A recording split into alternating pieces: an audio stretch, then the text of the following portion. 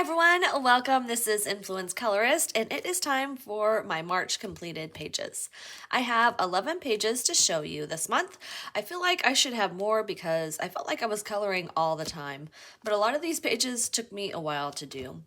All right, so let me get my space cleared off here and I'm excited to show you my pages. All right, the first page I'm going to show you is from Mythworld. Fantastical Beasts to Color and Explore, and this is by Good Wives and Warriors. And I picked a page out of this book because I had seen Elm Colors was doing an Instagram tag, Myth and Magic March 2023, so I thought this would be a perfect book to get a page done in, and I chose the Phoenix. Hey, this legendary creature from Greek myths has the head of a majestic bird, wings of red and orange flames, and a covering of fiery feathers. It is a symbol of immortality, and when it dies, it is reborn from ashes. So, obviously, I wanted to do the bird in red and orange colors, but then I wanted this contrast of the cooler colors too. So I chose the cooler colors for the branches, and then I knew I wanted the sun to be like hot colors, so I to make the head stand out just a little bit more, I chose to do the beak and some of the feathers here blue, and I think that worked out really well. Some of the other feathers I included like gradients of blues, purples into the yellows. But yeah, so let me get my cheat sheet here to go over what I used. So I did a base of Neocolor 2s for the bird. And then I went over the top with, let's see, I was using polychromos for everything. So these are the colors I did for the branches and for like the beak. And then these are the colors I did for the bird. Now, I probably should have just stuck with like half of these colors, probably would have been fine. But for some reason, I chose a lot of colors, and so there was a lot of blending going on in some areas, and it kind of created that waxy bloom, that wax buildup. So yeah, lesson learned on that one. It still looks okay, but you can definitely tell there's some areas that just didn't want to blend anymore.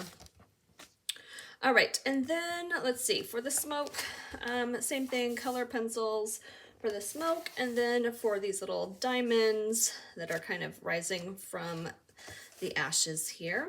I colored in with gray first, and then whited out with Posca pens. All right, so I'll show you up close. Oh, for the sun, I used the CSY watercolors. I'll show you that. Yeah, this is CSY Art Gallery metallic watercolors, and I used a combination of those two golds. Really pretty. These I got on Amazon.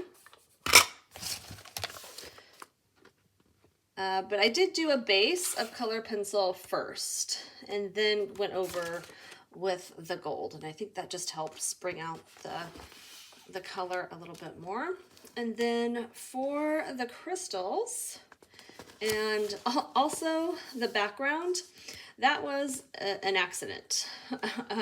I think when I was coloring inside of these crystals, I got some of the watercolor on the black background and it really stood out and I didn't like it. And I was trying to like clean it off and it wouldn't clean off. So it got smudged, and so it created this little kind of hazy, shiny effect. And I was like, oh, that actually looks like smoke. So I'm just gonna go with that, and ended up, you know, doing a very watered down watercolor for the background. All right, and then so that I used the Calero watercolors, pearlescent watercolors, and I used this sky blue.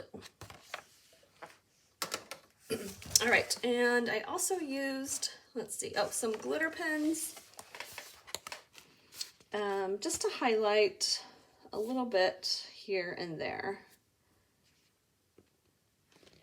I have that I used gold and silver too. Maybe, oh, silver I think I used for some of these smaller flecks. And then gold, I must have, oh yeah, I used it to cover up the black zigzag lines around the sun. All right, so there is that one. All right, next page is going to be Tales from the Forest Kingdom by Hanna Karlzon. And I did this one. I love this big troll. And he's holding the umbrella for the kids, but the kids are like standing in this big puddle. So yeah, I had been wanting to do this page for a while. Like I had kind of a look in my mind that I was wanting to try, but it wasn't until I saw a coloring from another channel, a Crafty Chemist, and I'll link her video down below also. And I was like, oh yes, I think that would look perfect for this page. So if you want to see a more step-by-step of my process, I did a video on this, and I'll link that in the description. So first thing I did was adding a ground line here, and that just helps give the picture more depth. And then the background is done with Graphitint, and I did use a black ink tint in here also just to give it a little bit darker line. And as you can see, I did it in vertical lines. And then for activating it with a water brush, same thing. I made sure when I was brushing, I used vertical brush strokes. So I left this part lighter, just lighter colors, added some more white and kind of more silvery grays in there, and then this was all darker grays and black. And then I think for the rest of it too, a lot of Graphitint, but then there's also some ink tints in here too to base everything. And then I used Prismacolor pencils for shading. I used a white Posca for these bigger raindrops, and then I used a combination. I was just trying out some different things. I tried the Faber-Castell Pit Artist pen, which is more like a nice little brush tip there. And then I went to the Dollar Tree and bought some metallic markers, and I was really curious about this white one, and when I tested it out, it didn't look metallic at all. So it's not, it's just a white opaque marker, but for some reason they're saying it's metallic. So anyway, so some of these little raindrop lines are from the brush pen, and the ones I used over the troll here are done with the Dollar Tree marker. So the Faber-Castell, that one was a little bit more transparent, so it's harder to see, where the Dollar Tree one is a little bit more opaque, so it covers, but it still has, like, it's not as heavy or thick as like the Posca. So I think that's good. It gives like a nice balance of like some stronger raindrops and then like a mix of light to medium translucencies of the rain. So all right, and then also in this book, every page has some form of glossy accents. So for here, I thought using it in the puddle would be good. So this is what I use. It's called Diamond Glaze, and it's a very old bottle because I used to use it in my stamping and like scrapbooking days. It's very similar to what I hear from like the Glossy Accents product. And then I also used the Sakura pen that is the glaze one. And that one is not dimensional. And it actually, I don't feel like it's super, I guess, glossy. It adds almost like a pearlescent shine. So here in the puddle, you can see like the main outline and some of the outlines for the puddle. are done with that diamond glaze. So it's a little bit more raised, definitely more glossy. And then on the inside here is the glaze. So it's flatter, still has a nice shine, but you can see the difference. It's not necessarily glossy. So I also used that glaze pen for around the umbrella. I think I used white first. Yeah, I probably did like white Posca first, and then did the glaze, and then a little bit of highlight in the jewelry.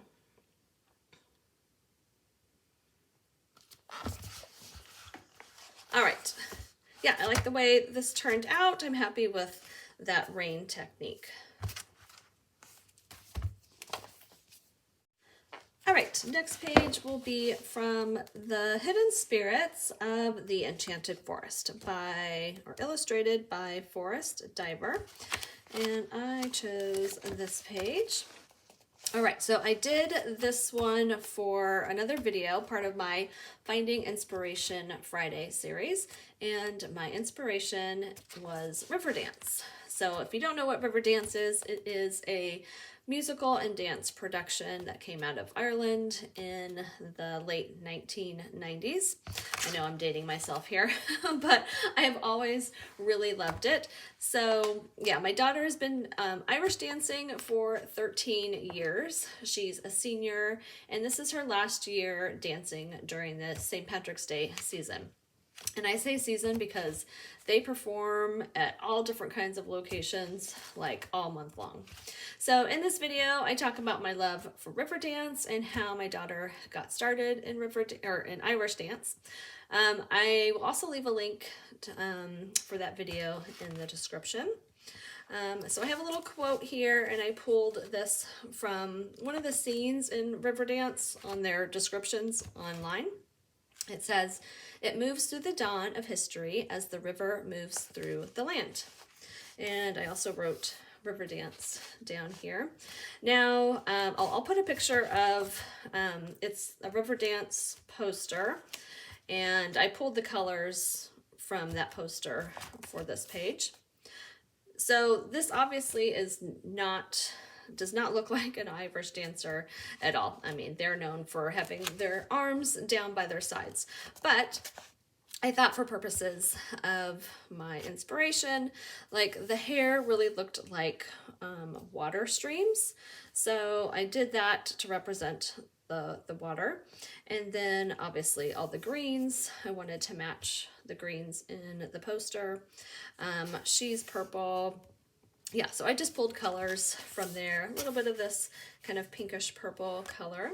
And then, so all of this is done with Ohuhu alcohol markers. And then the leaves here, you can see, have a metallic shine to them. That is done with this folk art color shift in pastel purple.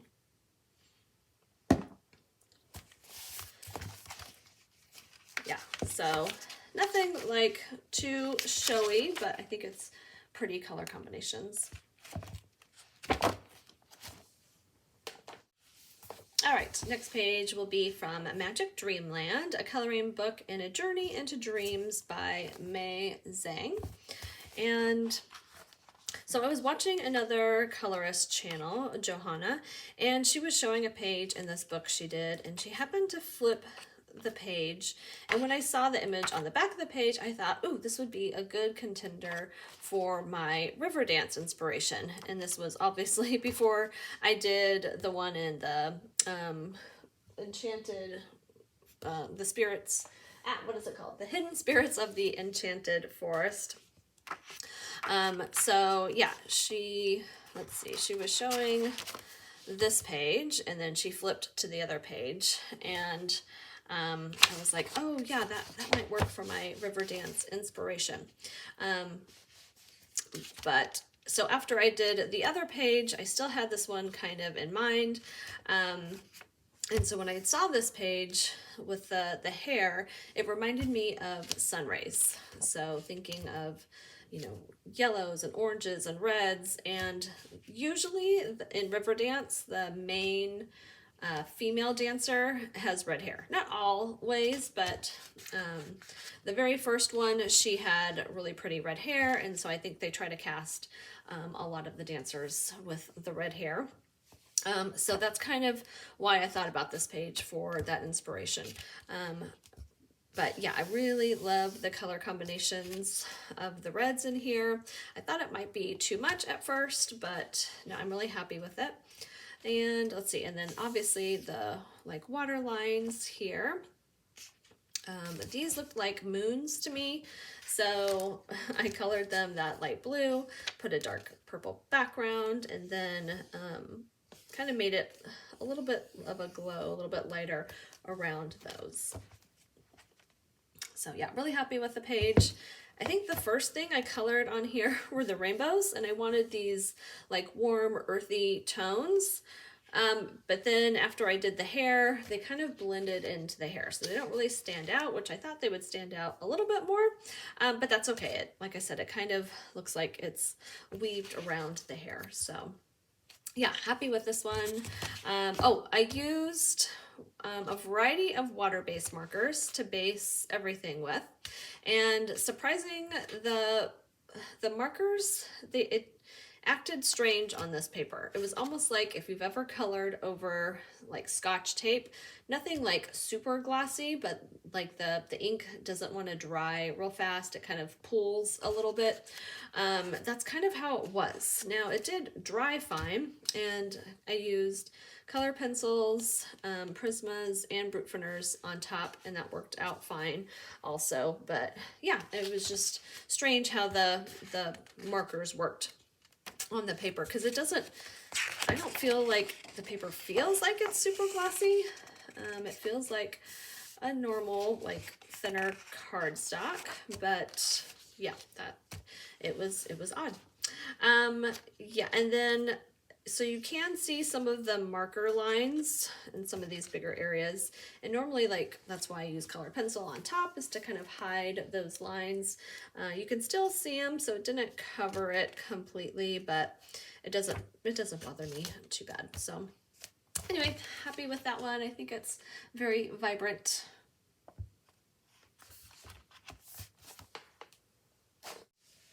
All right, next page is going to be from Rita Berman's. This is My Trip Around Asia. And so for this book, I'm wanting to do, each country has like their own special color. So for instance, Japan, I chose pink. So each page in the Japan section will have some form of pink. So it doesn't have to be the same shade of pink, but it's going to have pink. So for China, I chose red, and so I'll work my color palettes around red. And as you can see on this one, there's not a lot of red. It's not red dominant, but I did want red in here. So we have some red accents in the fish, and then in the flowers and some of the polka dots. But yeah, so then I just kind of worked my color palette around the red. I wanted the panda bears and like all these other like main components to be bright and vibrant. But then the background, I wanted a little bit more muted tones. So I used graphitints for this background here, which worked really nice. And then the little confetti dots are done with paint pens. And then I based pretty much everything else with water-based markers, like the bamboo, the leaves, the clouds have the markers in them, and then went over it all with color pencil. And I used Prisma color pencils. Yeah, I think it turned out good. I really like the graphitints, how they spread with the water. I feel like I can control it a little bit more than I can ink tints.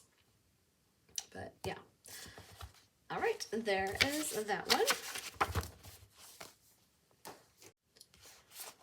All right, next page will be from Lulu Mayo's new book. This is Kawaii Tarot Coloring Book. Super cute book. Yeah, so most of the time when I'm coloring a page to color, I usually need to look up color palettes or other images for inspiration, but there is a rare occasion that when I see a page, I can already visualize what it looks like. And that was the case with this page. So this one is called Strength. And for some reason, when I saw this image, my mind saw the cat camouflaged into the background. And a lot of orange colors. So that's what I did. I used water-based markers for pretty much everything, and then went over the top with prismas and polychromos. For some reason, these colors remind me of like the 70s era, just the like earthy tones with like pops of pink and green. So I did use two different oranges for the cat in the background, but I used the same color pencil to color on top. But because I used a lighter orange for the cat, it does make it a little different than the background. And then I used a yellow paint pen to highlight around the cat, so it's not completely blended in. Yeah, I really love the color combinations of this though. I think it's really pretty different. Like I like the orange and the pinks together. This was the last color I chose. I wasn't sure what color I wanted to do the ground. But yeah, I think this like dark burgundy was good. And then I kind of tied it in with some of these pots up here. Yeah, these little creatures crack me up. They're like, these are playing instruments. I don't know, they seem very random to me, but they're cute. All right, so I'm happy with this one, my first page in this book.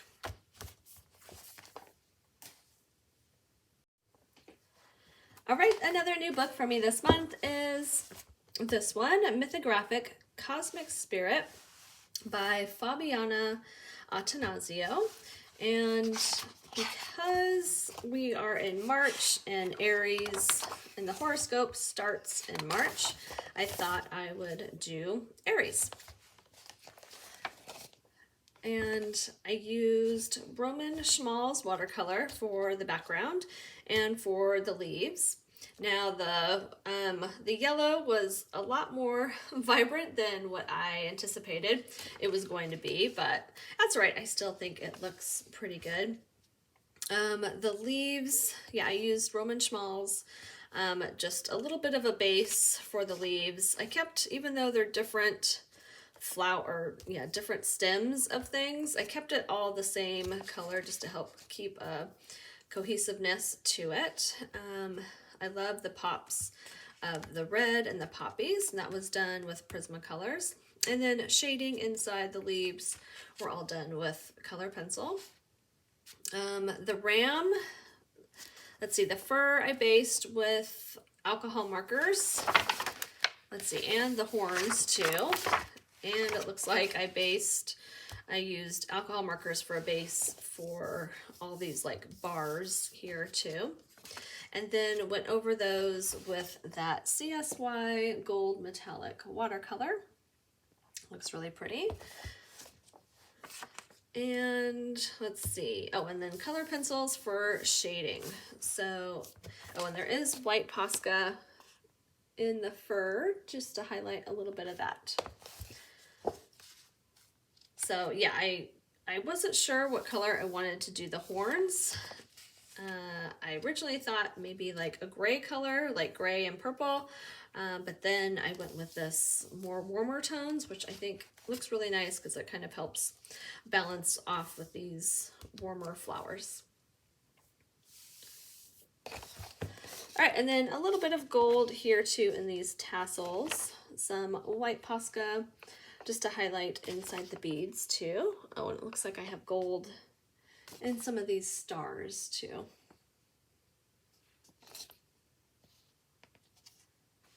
All right, happy with this one. I feel my work in these mythographic books are like a hit or a miss, so I think that was a hit. All right, next book is Mandolin by Maria Trolle, and I picked this page. These like houses set in flowers in the tree. And so when I started this book, I decided to create a color palette. So I only pick these colors. And I'm not trying to use all the colors on each page, but just picking colors from this list. I did use some water-based markers to base the tree and the leaves, and that was just to shorten the coloring time for me. But they are colors that I matched to some of these on the list here. Yeah, so water-based markers, and then a variety of color pencils. There's polychromos, there's Prismacolors, there's even some Black Widows in here. So yeah, I think it turned out really pretty. I like the contrast between the orange and some of these blues and purples. Not sure I love the color of the leaves. They definitely stand out, but I'm wondering what it would look like if it was a little bit more on these blue-green ranges instead of the yellow-green. But overall, I think it turned out pretty.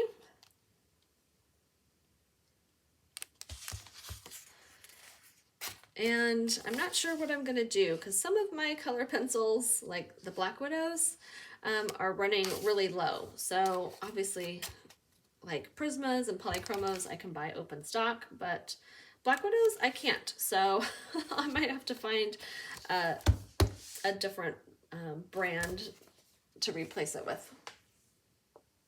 All right. Next page is going to be from the Disney Silhouettes by Hachette Heroes. I haven't worked in this book in a long time, and I'm part of a Facebook group called Color With Us, and they do a weekly scavenger hunt. They have a Disney one, and then they have like a non-Disney one, and Genie was during the week that I did this page. So I looked through here and I found a Genie. So this book is unique in the way that the main character is the silhouette. And then the surrounding objects are, all related to either the movie or to the character. And so I just try to pick colors, my color palette that goes with either the character or the movie. So I used water-based markers for a lot of the basing, and then color pencils on top. And I used Brute Thinners this time, just Brute Thinners for the color pencil shading. Since the Genie is shades of blue, I wanted most of these things to be blue. So these clouds, the smoke, these big paint splatters are all shades of blue. These clouds I outlined with a paint pen. And then when you look up like movie posters or pictures from Aladdin and the Genie, there's a lot of gold also. So the tops of these buildings, I did gold. The Genie lamp, I did gold with the stars. And then just accents of this kind of pink and purples too. So yeah, I think it turned out good. Some of the areas don't completely come up against the edge, so I just kind of colored in a little bit of shading around there, and then I also took the blue pencil and made that outline a little bit heavier. Oh, and it does look like I used some gold watercolor for some of those accents too. All right, so that is the Genie in Disney Silhouettes. All right, quick page in this one. This is Yippee, Kawaii, Yay, Mandala Magic, Volume 1 by Dani Banani of Funusual Suspects. And I did, this one is called Forecast Fun. I wanted a little change from the normal like rainbow primary colors and did more fluorescent colors, which I think is pretty fun. So alcohol markers and then some paint pens too, just to give little highlights and dots here and there.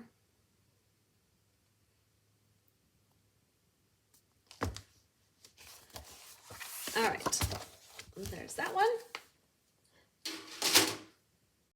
All right, and then my last one is from Magical City by Lizzie Mary Cullen, and I did the Eiffel Tower. Now, this was actually one of my only whips that I have. I may have one or two whips in like an really old coloring book, but for the most part, I have a hard time not completing a page once I start. I don't like that feeling of not completing it. So when I first got this book, I got this book and Inktense because I had been watching coloring tutorials from Peter Hewitt and Coloring with Elena, and I really wanted to learn how to use the Inktense. So I think the first video I watched was Peter Hewitt, her tutorial on Inktense, and it was doing these flowers, the lamp, the bridge, and the water. So that's all she did, and so that's where I left it. And for some reason, then I went on to following some of Coloring with Elena, some of her tutorials, and just never came back to it. So I keep pulling this book out every month saying that I'm going to color in this one. So I finally decided to finish this page. Now, Peter Hewitt on the video didn't finish the page, but she did have a picture of it. I think on Instagram is where I saw it. So I kind of looked at that to help me finish it up. Although I did do a different sky on here, and she may have used some different greens in some of these, and I just kept it the same. So yeah, not completely copied from her, but for the most part, it is how she did it. I really love the glow, the highlights and the shadow effects. Like she uses like a purple on these for shadows, which I think looked really good. And I love like this glow of the inside of the Eiffel Tower. So yeah, it's pretty. And yeah, the colors of the roses are really pretty. There's some random stuff in here. I don't know what it's supposed to be. Like this, it kind of looks like an owl.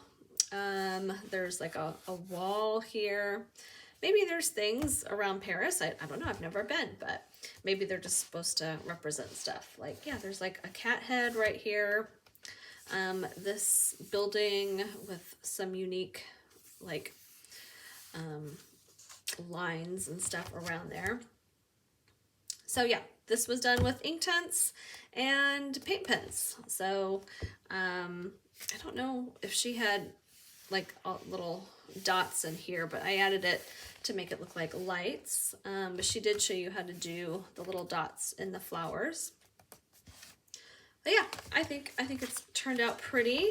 I don't know what it is about this book, but I feel like I need to follow tutorials for the Inktense. Just there's so many like line art, which my mind, can't comprehend like how to make it look right. I've done one page on my own and I'm not happy with it. So now I feel like I just need to watch other videos. Yeah, I did this one 3 years ago. So yeah, but anyway, that is it. Thank you guys for joining me today. Hope you enjoyed my pages and happy coloring, and we'll see you next month.